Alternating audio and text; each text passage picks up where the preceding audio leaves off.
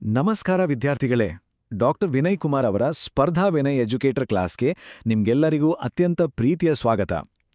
ಇವತ್ತಿನ ನಮ್ಮ ಈ ವಿವರಣಾತ್ಮಕ ತರಗತಿಯಲ್ಲಿ ಪರೀಕ್ಷಾ ದೃಷ್ಟಿಯಿಂದ ತುಂಬಾನೇ ಇಂಪಾರ್ಟೆಂಟ್ ಆದ ವಿಜ್ಞಾನದ ಒಂದು ಮೂಲಭೂತ ತತ್ವವನ್ನ ಕಲಿಯೋಣ. ಅದೇ ನ್ಯೂಟನ್ನ ಎರಡನೆಯ ಚಲನೆಯ ನಿಯಮ. ಫಿಸಿಕ್ಸ್ ಅಂದ ತಕ್ಷಣ ಕಷ್ಟ ಅಂತ ಅನ್ಕೋಬೇಡಿ. ಇದನ್ನ ಎಷ್ಟು ಸುಲಭವಾಗಿ ಮತ್ತು ಸ್ಪಷ್ಟವಾಗಿ ಅರ್ಥ ಮಾಡ್ಕೊಳ್ಬೋದು ಅಂತ ಇವತ್ತು ನಾವು ನೋಡೋಣ ಬನ್ನಿ. ಸರಿ, ಇವತ್ತಿನ ನಮ್ಮ ಈ ಕ್ಲಾಸ್ನ ರೂಟ್ ಮ್ಯಾಪ್ ಹೇಗಿದೆ ಅಂತ ಒಮ್ಮೆ ಫಟಾಫಟ್ ನೋಡ್ಬಿಡೋಣ. ಮೊದಲನೇ ವಿಭಾಗದಲ್ಲಿ ಬಲ ಮತ್ತು ಸಂವೇಗದ ಪರಿಕಲ್ಪನೆಗಳನ್ನ ತಿಳಿಯೋಣ. ಎರಡನೇ ವಿಭಾಗದಲ್ಲಿ F=ma ಗಣಿತದ ಸೂತ್ರ. ಮೂರನೇ ವಿಭಾಗದಲ್ಲಿ ಇದರ ಪ್ರಾಯೋಗಿಕ ಅನ್ವಯಗಳು. ನಾಲ್ಕನೇ ವಿಭಾಗದಲ್ಲಿ UPSC ಮತ್ತು KPSC ಪರೀಕ್ಷಾ ವಿಮರ್ಶೆ. ಹಾಗೂ ಕೊನೆಯದಾಗಿ ಐದನೇ ವಿಭಾಗದಲ್ಲಿ ಒಂದು ಸಣ್ಣ ರಸಪ್ರಶ್ನೆ ಇರುತ್ತೆ. ಮೊದಲನೇ ವಿಭಾಗ ಪರಿಕಲ್ಪನೆಗಳು, ಬಲ ಮತ್ತು ಸಂವೇಗ. ಫಿಸಿಕ್ಸ್ ಓದುವಾಗ ಪದೇ ಪದೇ ಈ ಸಂವೇಗ ಅಥವಾ ಮೊಮೆಂಟಮ್ ಅನ್ನೋ ಪದ ಕೇಳಿರ್ತೀರ ಅಲ್ವಾ? ಏನಿದು? ಬಹಳ ಸಿಂಪಲ್. ಒಂದು ವಸ್ತು ಎಷ್ಟು ಭಾರ ಇದೆ ಅಂದ್ರೆ ಅದರ ರಾಶಿ ಮತ್ತೆ ಅದು ಎಷ್ಟು ವೇಗವಾಗಿ ಚಲಿಸ್ತಾ ಇದೆ ಅನ್ನೋದರ ಗುಣಲಬ್ಧವೇ ಈ ಸಂವೇಗ. ಅಂದ್ರೆ ಸ್ಪೀಡಾಗಿ ಹೋಗ್ತಿರೋ ಒಂದು ವಸ್ತುವನ್ನ ನಿಲ್ಸೋಕೆ ಎಷ್ಟು ಕಷ್ಟ ಆಗುತ್ತೆ ಅನ್ನೋದೇ ಅದರ ಮೊಮೆಂಟಮ್. ಓಕೆ, ಸಂವೇಗ ಅಂದ್ರೆ ಏನು ಅಂತ ಗೊತ್ತಾಯ್ತು. ಈಗ ಬಲ ಅಂದ್ರೆ ಫೋರ್ಸ್ ಕಡೆ ಬರೋಣ. ನ್ಯೂಟನ್ನ ಎರಡನೇ ನಿಯಮ ನಮಗೆ ಹೇಳೋದು ಇಷ್ಟೇ: ಒಂದು ವಸ್ತುವಿನ ಮೇಲೆ ಉಂಟಾಗುವ ಸಂವೇಗದ ಬದಲಾವಣೆಯ ದರ ಅದರ ಮೇಲೆ ನಾವು ಹಾಕುವ ಬಲಕ್ಕೆ ನೇರ ಅನುಪಾತದಲ್ಲಿರುತ್ತೆ. ಅಂದ್ರೆ ನೀವು ಎಷ್ಟು ಜಾಸ್ತಿ ಫೋರ್ಸ್ ಹಾಕ್ತಿರೋ ಅಷ್ಟೇ ವೇಗವಾಗಿ ಅದರ ಸಂವೇಗ ಬದಲಾಗುತ್ತೆ. ಇದನ್ನ ಪ್ರಾಕ್ಟಿಕಲ್ ಆಗಿ ಯೋಚನೆ ಮಾಡೋಣ. ಒಂದೇ ಸಮನಾದ ಬಲವನ್ನ ಎರಡು ಬೇರೆ ಬೇರೆ ತೂಕದ ವಸ್ತುಗಳ ಮೇಲೆ ಹಾಕಿದ್ರೆ ಏನಾಗತ್ತೆ? ಆಫ್ಕೋರ್ಸ್, ಕಡಿಮೆ ತೂಕ ಇರೋ ವಸ್ತು ತುಂಬಾ ಫಾಸ್ಟಾಗಿ ಮೂವ್ ಆಗುತ್ತೆ. ಅದೇ ಜಾಸ್ತಿ ತೂಕ ಇರೋ ವಸ್ತು ಮೆಲ್ಲಗೆ ಮೂವ್ ಆಗುತ್ತೆ. ಇದು ನಮ್ಗೆ ದಿನನಿತ್ಯದ ಜೀವನದಲ್ಲಿ ಗೊತ್ತಿರೋ ಸಾಮಾನ್ಯ ವಿಷಯನೇ ಅಲ್ವಾ? ಈಗ ಎರಡನೇ ವಿಭಾಗಕ್ಕೆ ಹೋಗೋಣ. ಗಣಿತದ ಸೂತ್ರ F=ma. ನೋಡಿ, ಇಡೀ ವಿಜ್ಞಾನದಲ್ಲಿ ಅತ್ಯಂತ ಪ್ರಸಿದ್ಧವಾದ ಹಾಗೂ ಸುಲಭವಾದ ಸೂತ್ರಗಳಲ್ಲಿ ಇದು ಒಂದು. F=ma ಅಂದ್ರೆ force equals mass into acceleration. ಬಲವು ರಾಶಿ ಮತ್ತು ವೇಗೋತ್ಕರ್ಷದ ಗುಣಲಬ್ಧಕ್ಕೆ ಸಮನಾಗಿರುತ್ತೆ. ಬಿಗಿನರ್ಸ್ಗೆ ಈ ಕಾನ್ಸೆಪ್ಟ್ ಅರ್ಥ ಮಾಡ್ಕೊಳ್ಳಕ್ಕೆ ಈ ಸೂತ್ರ ಒಂದು ಮ್ಯಾಜಿಕ್ ತರ ಕೆಲಸ ಮಾಡುತ್ತೆ.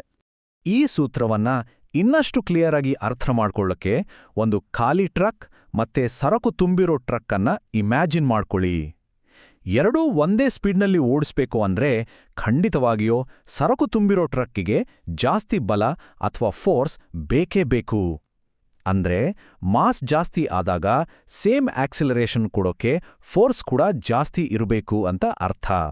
ಮೂರನೇ ವಿಭಾಗ ಪ್ರಾಯೋಗಿಕ ಅನ್ವಯಗಳು. ಅಂದ್ರೆ ನಮ್ಮ ದಿನನಿತ್ಯದ ಜೀವನದಲ್ಲಿ ಇದು ಹೇಗೆ ಕೆಲಸ ಮಾಡುತ್ತೆ ಅಂತ ನೋಡೋಣ. ನೀವೆಲ್ಲರೂ ಕ್ರಿಕೆಟ್ ಮ್ಯಾಚ್ ನೋಡಿರ್ತೀರಲ್ವಾ?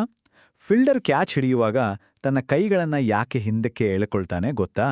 ತುಂಬ ಸ್ಪೀಡಾಗಿ ಬರ್ತಿರೋ ಬಾಲ್ನ ಸಂವೇಗವನ್ನ ಒಮ್ಮೆಲೆ ಝೀರೋ ಮಾಡೋಕೆ ಹೋದ್ರೆ ಕೈಗೆ ಪೆಟ್ಟಾಗತ್ತೆ. ಅದೇ ಕೈಯನ್ನ ಹಿಂದಕ್ಕೆ ಎಳೆದಾಗ ಆ ಬಾಲ್ ನಿಲ್ಲೋಕೆ ತೆಗೆದುಕೊಳ್ಳೋ ಸಮಯ ಜಾಸ್ತಿ ಆಗತ್ತೆ. ಟೈಮ್ ಜಾಸ್ತಿ ಆದಾಗ ಕೈ ಮೇಲೆ ಬೀಳೋ ಫೋರ್ಸ್ ಕಮ್ಮಿ ಆಗತ್ತೆ. ಸೇಮ್ ಟು ಸೇಮ್ ಇದೇ ಕಾನ್ಸೆಪ್ಟ್ ನಮ್ಮ ಕಾರುಗಳ ಏರ್ಬ್ಯಾಗ್ಗಳಲ್ಲೂ ಕೆಲಸ ಮಾಡುತ್ತೆ. ಆಕ್ಸಿಡೆಂಟ್ ಆದಾಗ ಕಾರು ಒಮ್ಮೆಲೆ ನಿಲ್ಲುತ್ತೆ, ಆದ್ರೆ ನಮ್ಮ ದೇಹ ಮುಂದಕ್ಕೆ ನುಗ್ಗುತ್ತೆ. ಈ ಟೈಮ್ನಲ್ಲಿ ಏರ್ಬ್ಯಾಗ್ ಓಪನ್ ಆಗಿ ನಮ್ಮ ದೇಹ ನಿಲ್ಲೋದಕ್ಕೆ ಬೇಕಾದ ಸಮಯವನ್ನ ಸ್ವಲ್ಪ ಹೆಚ್ಚು ಮಾಡುತ್ತೆ. ಈ ಸಣ್ಣ ಟೈಮ್ ಗ್ಯಾಪ್ ನಮ್ಮ ಮೇಲೆ ಬೀಳೋ ಫೋರ್ಸನ್ನ ಕಡಿಮೆ ಮಾಡಿ ನಮ್ಮ ಪ್ರಾಣ ಉಳಿಸುತ್ತೆ. ಈಗ ನೇರವಾಗಿ ನಮ್ಮ ನಾಲ್ಕನೇ ವಿಭಾಗಕ್ಕೆ ಬರೋಣ. ಅದೇ UPSC ಮತ್ತು KPSC ಪರೀಕ್ಷಾ ದೃಷ್ಟಿಯಿಂದ ಎಕ್ಸಾಮ್ ರಿವಿಷನ್. ಯಾವುದೇ ಕಾಂಪಿಟೇಟಿವ್ ಎಕ್ಸಾಮ್ ಬರೀರಿ, ಈ ಯೂನಿಟ್ಸ್ ಅಥವಾ ಏಕಮಾನಗಳು ತುಂಬಾನೇ ಇಂಪಾರ್ಟೆಂಟ್. ಇದನ್ನ ಚೆನ್ನಾಗಿ ತಲೆಯಲ್ಲಿ ಫಿಕ್ಸ್ ಮಾಡ್ಕೊಳ್ಳಿ.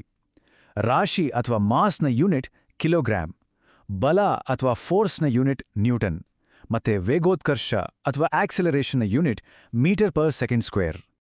ಹಾಗೇನೆ ಈ ಪಾಯಿಂಟ್ಸನ್ನ ಮರೆಯೋ ಹಾಗೆ ಇಲ್ಲ. ಬಲ ಅನ್ನೋದು ಒಂದು ಸದಿಶ ಪರಿಮಾಣ ಅಥವಾ ವೆಕ್ಟರ್ ಕ್ವಾಂಟಿಟಿ. ಅಂದ್ರೆ ಇದಕ್ಕೆ ಮೌಲ್ಯ ಅಥವಾ ಮ್ಯಾಗ್ನಿಟ್ಯೂಡ್ ಮಾತ್ರ ಅಲ್ಲ, ಒಂದು ನಿರ್ದಿಷ್ಟ ದಿಕ್ಕು ಅಥವಾ ಡೈರೆಕ್ಷನ್ ಕೂಡ ಇರುತ್ತೆ. ಜೊತೆಗೆ ಈ ಎರಡನೇ ನಿಯಮ ನಾವು ಮೊದಲೇ ಓದಿರೋ ಜಡತ್ವ ಅಥವಾ ಇನರ್ಷಿಯಾವನ್ನ ಗಣಿತದ ಮೂಲಕ ಪ್ರೂವ್ ಮಾಡುತ್ತೆ. ಈಗ ಒಂದು ಸಣ್ಣ ವಿಜುವಲೈಸೇಷನ್ ಮಾಡ್ಕೊಳ್ಳಿ. ಒಂದು ಬಾಕ್ಸ್ ಸುಮ್ಮನೆ ನಿಂತಿದೆ. ಅದರ ಮೇಲೆ ನೀವು ನೇರವಾಗಿ ಮುಂದಕ್ಕೆ ಫೋರ್ಸ್ ಹಾಕಿದ್ರೆ ಏನಾಗುತ್ತೆ? ಸಿಂಪಲ್. ನೀವು ಯಾವ ದಿಕ್ಕಿನಲ್ಲಿ ಬಲ ಪ್ರಯೋಗ ಮಾಡ್ತಿರೋ ಆ ವಸ್ತು ಕೂಡ ಅದೇ ದಿಕ್ಕಿನಲ್ಲಿ ಮೂವ್ ಆಗುತ್ತೆ ಅಲ್ವಾ? ಸಂವೇಗದ ಬದಲಾವಣೆ ಕೂಡ ಅದೇ ದಿಕ್ಕಿನಲ್ಲಿಯೇ ಇರುತ್ತೆ. ಇನ್ನೊಂದು ಉದಾಹರಣೆ, ಬ್ಯಾಟ್ಸ್ಮನ್ ಬರ್ತಿರೋ ಬಾಲನ್ನ ವಾಪಸ್ ಹೊಡಿತಾನೆ. ಹಾಗಾದ್ರೆ ಫೋರ್ಸ್ ಯಾವ ಕಡೆ ಅಪ್ಲೈ ಆಯ್ತು? ಬಾಲ್ ಈಗ ಯಾವ ಕಡೆ ಹೋಗ್ತಾ ಇದೆಯೋ ಆ ಕಡೆ. ಚಲನೆಯ ಹೊಸ ದಿಕ್ಕು, ಬಲವನ್ನು ಯಾವ ಕಡೆ ಹಾಕಲಾಗಿದೆ ಅನ್ನೋದನ್ನ ಸ್ಪಷ್ಟವಾಗಿ ತೋರಿಸುತ್ತೆ. ಕೊನೆಯದಾಗಿ ಈ ಸನ್ನಿವೇಶ ನೋಡಿ. ಮುಂದಕ್ಕೆ ಚಲಿಸುತ್ತಿರುವ ಪ್ರಯಾಣಿಕನನ್ನ ಏರ್ ಬ್ಯಾಗ್ ಹಿಂದಕ್ಕೆ ತಳ್ಳುತ್ತೆ.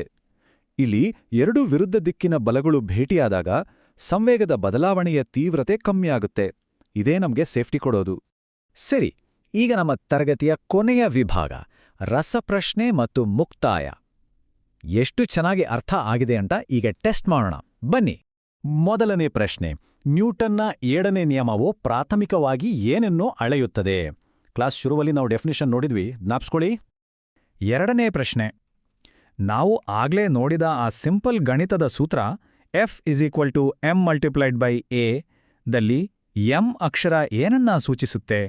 ಮೂರನೇ ಪ್ರಶ್ನೆ ತುಂಬಾನೇ ಪ್ರಾಕ್ಟಿಕಲ್ ಆಗಿದೆ. ಕ್ರಿಕೆಟ್ ಆಟಗಾರ ಕ್ಯಾಚ್ ಹಿಡಿಯುವಾಗ ಕೈಗಳನ್ನು ಯಾಕೆ ಹಿಂದಕ್ಕೆ ಏಳ್ಕೊಳ್ತಾನೆ? ಇದರ ಹಿಂದಿನ ಸೈನ್ಸ್ ಏನು ಅಂತ ನಾವು ಆಗ್ಲೇ ಡಿಸ್ಕಸ್ ಮಾಡಿದ್ವಿ. ನಾಲ್ಕನೇ ಪ್ರಶ್ನೆ, ಬಲಕ್ಕೆ ಮೌಲ್ಯ ಮತ್ತು ದಿಕ್ಕು ಎರಡೂ ಇರೋದ್ರಿಂದ ಅದನ್ನ ಏನೆಂದು ಕರೆಯುತ್ತಾರೆ? KPSC ವಿಮರ್ಶೆ ಟೇಬಲ್ನಲ್ಲಿ ಇದು ದಪಾಕ್ಷರದಲ್ಲಿಟ್ಟು ನೆನ್ಪಿದೆಯಾ? ಕೊನೆಯ ಪ್ರಶ್ನೆ, ಇದು ಬಹಳ ಬೇಸಿಕ್ ಆದ್ರೆ ಎಕ್ಸಾಮ್ಸಲ್ಲಿ ತುಂಬ ರಿಪೀಟ್ ಆಗೋ ಪ್ರಶ್ನೆ. ಬಲದ SI ಏಕಮಾನ ಯಾವುದು? ಖಂಡಿತ ಇದು ನಿಮ್ಗೆಲ್ಲ ಗೊತ್ತೇ ಇರುತ್ತೆ. ಇವತ್ತಿನ ಕ್ಲಾಸ್ನಲ್ಲಿ ಇಷ್ಟೇ. ಡಾಕ್ಟರ್ ವಿನಯ್ ಕುಮಾರ್ ಅವರ ಸ್ಪರ್ಧಾ ವಿನಯ್ ಎಜುಕೇಟರ್ ಕ್ಲಾಸ್ಗೆ ಹಾಜರಾದ ಎಲ್ಲಾ ವಿದ್ಯಾರ್ಥಿಗಳಿಗೂ ತುಂಬು ಹೃದಯದ ಧನ್ಯವಾದಗಳು. ಮುಕ್ತಾಯ ಮಾಡೋಕು ಮುನ್ನ ಒಂದು ಯೋಚನೆ ಮಾಡಿ ನೋಡಿ. ಕಣ್ಣಿಗೆ ಕಾಣದ ಈ ಬಲದ ಪರಿಮಾಣಗಳು ನಮ್ಮ ಸುತ್ತಲಿನ ಜಗತ್ತಿನ, ಅಷ್ಟೇ ಯಾಕೆ ನಮ್ಮ ಇಡೀ ಬ್ರಹ್ಮಾಂಡದ ಪ್ರತಿಯೊಂದು ಚಲನೆಯನ್ನು ಹೇಗೆ ನಿರಂತರವಾಗಿ ಕಂಟ್ರೋಲ್ ಮಾಡ್ತಾ ಇವೆ ಅಲ್ವಾ? ನಿಜಕ್ಕೂ ವಿಸ್ಮಯ. ಮುಂದಿನ ಕ್ಲಾಸ್ನಲ್ಲಿ ಭೇಟಿಯಾಗೋಣ. ಅಲ್ಲಿಯವರೆಗೂ ಚೆನ್ನಾಗಿ ಓದಿ. All the best.